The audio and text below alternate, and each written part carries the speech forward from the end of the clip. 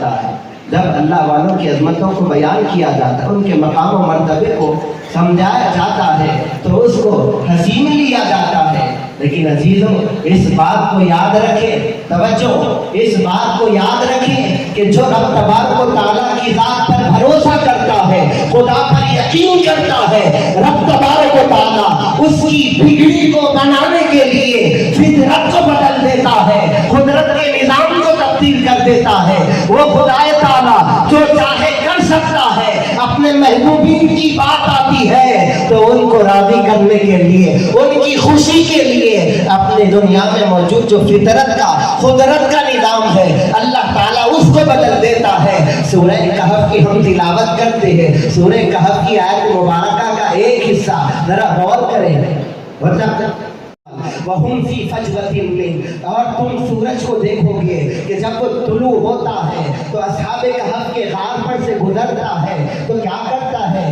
تَزَاوَرُ عَنْ كَهْفِهِمْ ذَاتَ الْيَمِينِ، بائیں جانب ہٹتا ہوا طلوع ہوتا ہے۔ جب ان کے غار سے گزر جاتا ہے، قرآن کہتا ہے کہ پھر وہ اپنے مقام پر سیدھی جانب، جتنا بائیں جانب ہٹا تھا اب سیدھی جانب ہٹتا ہوا غروب ہو جاتا ہے۔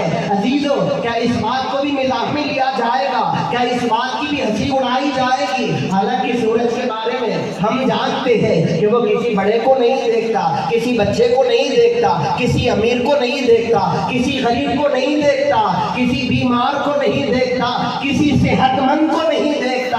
ارے جب روشن ہوتا ہے تو اپنے مستقر سے، اپنے مقام سے نکلتا ہے، خدا کے حکم سے جہاں اس کو ڈوبنا ہوتا ہے وہیں جا کر ڈوب جاتا ہے۔ لیکن اللہ کے محبوبین کی بات آتی ہے، رب تبارک و تعالیٰ سورج کے نکلنے پر بھی پابندی لگائی ہے، اس کے ڈوبنے پر بھی احتیاط کا حکم دیا ہے۔ قرآن کہتا ہے کہ جب اصحاب کہف، وہ کوئی نبی نہیں، حضرت عیسیٰ نبی اللہ علیہ السلام کے امتی ہے، خدا کے نیک بندے ہیں، اللہ کے نام کی بلندی کی خاطر انہوں نے دنیا کو ٹھوکر ماری، بادشاہوں سے دور ہو گئے، ویرانوں کو اختیار کیا، غار میں گئے، سو گئے، آرام کرنے لگے۔ رب تبارک و تعالیٰ جب صبح کرتا ہے، سورج کو نکالتا ہے تو سورج کو اس نے یہ حکم دے دیا ہے کہ تیرا نکلنا اپنی فطرت کے مطابق ہوگا، لیکن جب میرے محبوبین کی بات آئے گی تو ان کے غار سے ہٹتا ہوا نکلے گا،